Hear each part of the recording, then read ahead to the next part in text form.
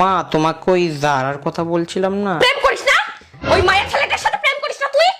না মানে হ্যাঁ। বাবা তুমি নিচে বসে খাচ্ছ কেন?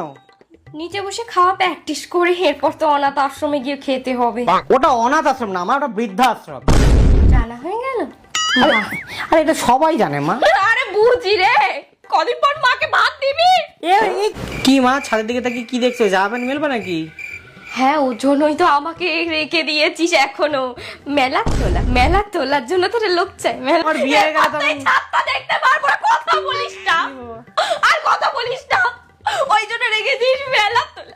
ব্যাগটা পরে দিব দিদি। হ্যাঁ হ্যাঁ সে ঠিক আছে। এই শুনলাম বলে পিন্টু প্রেম করছে।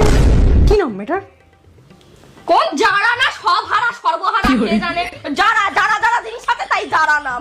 ও কি ওই এসব নাম থাকে নাকি? ফুলপতি, কোথায় রামেশ্বরী, সব নাম। তাহলেই বলো তো বাবা, কাজ প্র্যাকটিস করি, নালে তো এরপর খাওয়া জুটবে না। ও মা আর কটা দিন করো, তারপর আমি বিয়ে করে আসবো, তোমার বউই সব করবে। তাড়িয়ে দিবি? লোকের বাড়ি কাজ করে খেতে আরে না, পারবি? এই বাড়িতেই কাজ করবা কেন? অন্য লোকের বাড়িতে। কাজের মাই আরে বা কোন দিকে? মাকে কাজের মা আগের দিন ক্যান্টিনে চাউমিনটা কি সুন্দর করেছিল, ওরকম করে দিও না। এখন তো ক্যান্টিন সাথে নিয়ে ঘুরিস, এখন কি আর এই ক্যান্টিনের খাবার ভাল লাগবে? এ তো ফেকলু ক্যান্টিন হয়ে গেছে। তোমার এটা কি দিয়েছো মাথায়?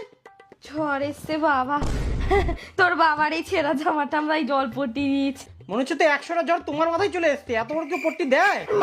মার কষ্ট এখন কি বুঝবি? কি বাবা, এ কি?